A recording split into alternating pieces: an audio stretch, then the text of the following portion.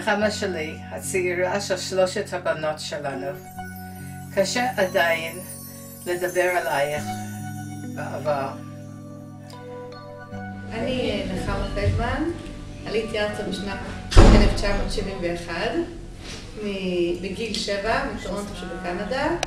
עליתי עם כל משפחתי, מסיבות של כיבוד הורים, לא כל כך רציתי, ידעתי להישאר מהחברים שלי, אבל לא הצטרפתי להחלטה.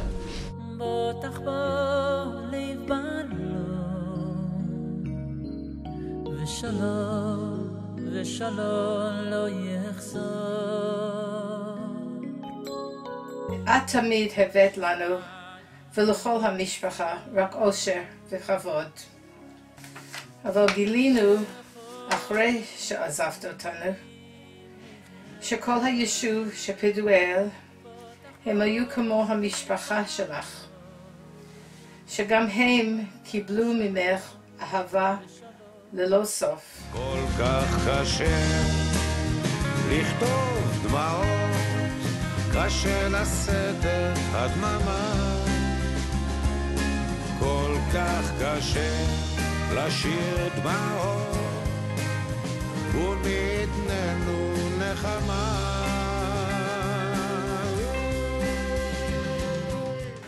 נחמה היא הייתה כמו חברה, כמו אחות, כמו אימא. אני מתגעגעת לנחמה כל הזמן, הולכת לישון עם הגג. כמה עם הגג? אין נושא שלא דיברנו עליו, ותמיד זה הלך לעומק, ותמיד יצאתי מלאה מהשיחות.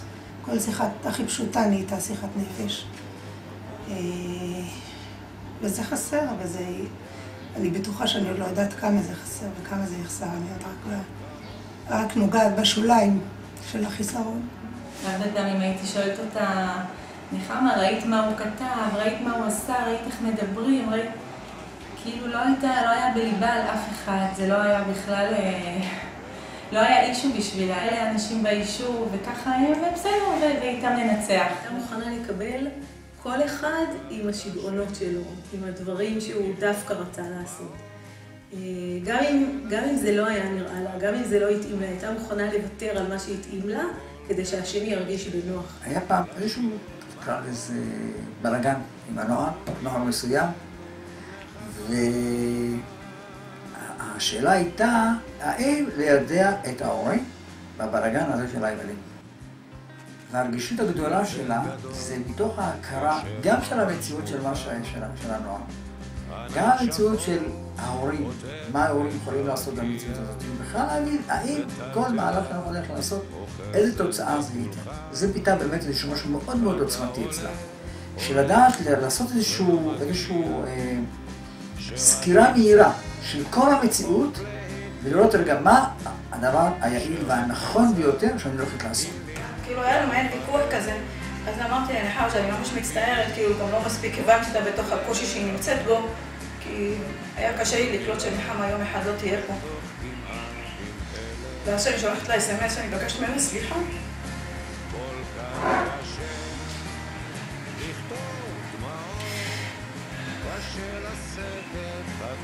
היא כמובן עם הטוב שלה.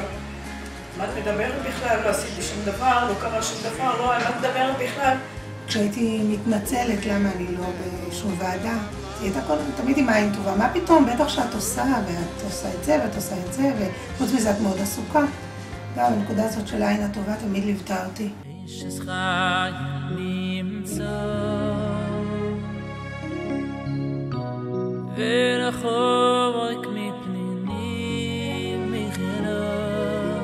עם השנים בעצם נחמה, אומנם הייתה אחותי הקטנה, אבל היא התקדמה בקצב יותר מהיר משלי, ובעצם השיגה את אבני הדרך של החיים הרבה לפניי, את החתונה לפניי, את האימא לפניי, ובעצם היא הפכה להיות מאחות קטנה והפכה להיות מאחות חברה לאחות בוגרת שיכולתי להתייעץ איתה והובילה והתוותה לי דרך. היה חלומות פסח, ומהסניף ברמת אשכול, כל הסניף יצאו לטיול, חברה א', והם היו ביער, לקחו את הרכבת לבית שמש, ומשם היה להם מסלול, ואיזה נקודה, נחמה קפצה מאיזה אבן ונכחה לא כמו שצריך והיא המשיכה. ועד שההורים באו ואספו את כל החניכים היא תפקדה כמו שצריך, ואחר כך היא עלתה לטלפון הציבורי. הרמתי טלפון, היא שמעת, נחמה בוכה, אבל נחמה אף פעם לא בוכה. רק אבא יכול לבוא לאסוף אותי. סגרתי את הטלפון, אמרתי לשלמה, משהו קרה, נחמה בוכה, אנחנו מוכרחים ללכת. ונסעתי איתו וישר לבית חולים. טיפלו, זה היה שבוע. שרק נמצא כוחות להתגבר, שרק נמצא מילים בתוך האלם. עברנו לגור ביישוב, גרנו אז בשכונה שמאחורי המגרש. לא הכרנו כל כך אף אחד, הכרנו את עצמנו באחד הבוגרים של הישיבה. והדבר הכי שהגענו זה שיש המון רעש מהמגרש, ומישהו צריך לעשות איזה פתרון. אז כל הזמן אמרתי, תקשיבו, מדברים פה על זה אחד, נחמה. בואי נתקשר לנחמה, נראה מה נחמה זאת אומרת. אז הרמתי את העצם לנחמה. ונחמה אומרת, כמו שרק נחמה יודעת לעשות סדר בין כולם ובין הצעירים, הוותיקים, לנוער, לילדים. אמרה, תקשיבו, תנשמו עוד קצת עמוק, זה יעבור, זה חודש ארגון, אתם בטח מכירים את חודש ארגון. נחמה עם הלב הגדול. חיבור של נחמה עם האנשים ביישוב, בין הוועדות, בין הקבוצות השונות ביישוב. ראיתי את נחמה מהלכת ברגישות ובמיוחדות ובדיוק שאופייני רק לה. ידעתי שאם אני צריכה משהו שמישהו, שאני יכולה לסמוך עליו, שהדברים יתקדמו, שהדברים יעשו, שזה ילך כמו שאני, והיא בדיוק ידעה גם איך אני רוצה שזה יתקדם. אמרתי, לא היה לה ספק איך הייתי רוצה שהדברים יהיו.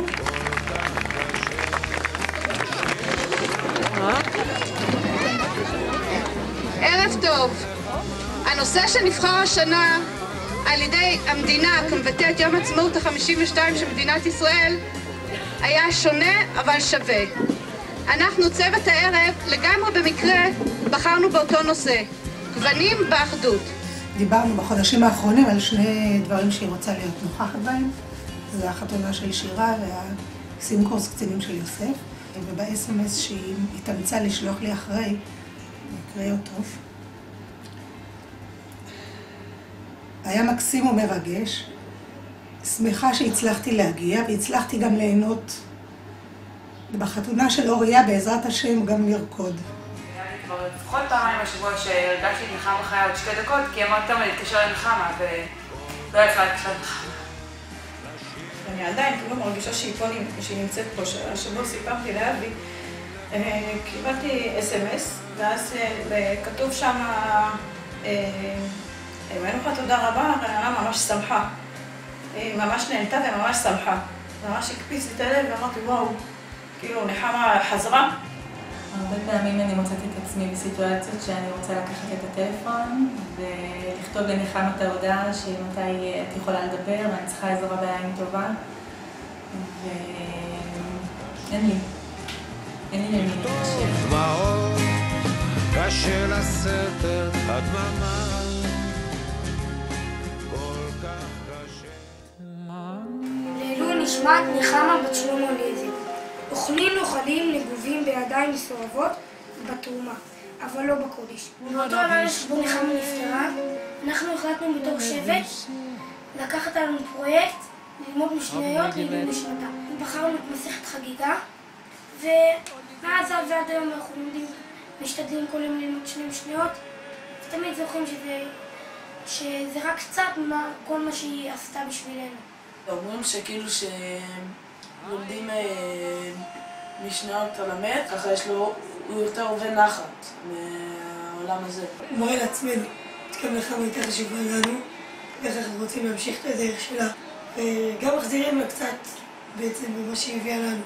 זה עושה לי הרגשה מאוד מאוד טובה, שאני יכול להחזיר לה ממש מהמון שהיא עשתה למעני, למען כל ילדי היישוב, לפתח את היישוב, וזה עושה לי טוב שכל בוקר אני בעצם לומד למענה ועושה קצת מהמון שהיא עשתה לי.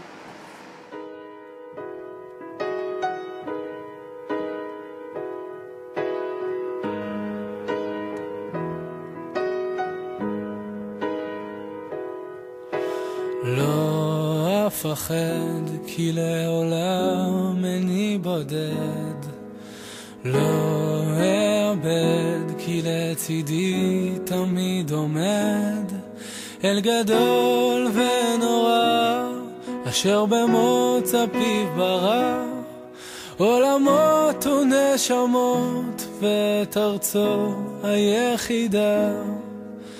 גם כי אלך בגיא צל מוות לבדי, לא ירא רע לא אפחד כי אתה עמדי, שבטך ומשענתך המה ינחמוני, ולא אהיה יותר ירא כי שומר עליי קוני.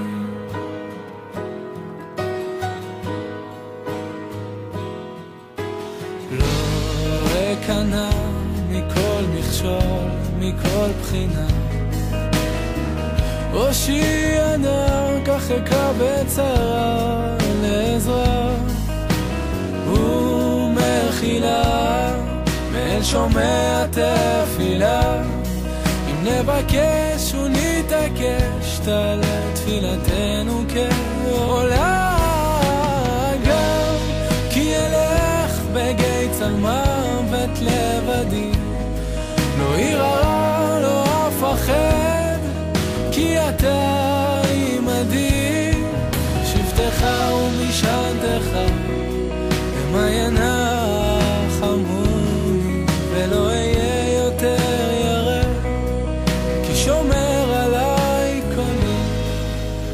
גם כי אלך בגיא צל מוות לבדי, לא ירא רע לא אפחד כי אתה עמדי.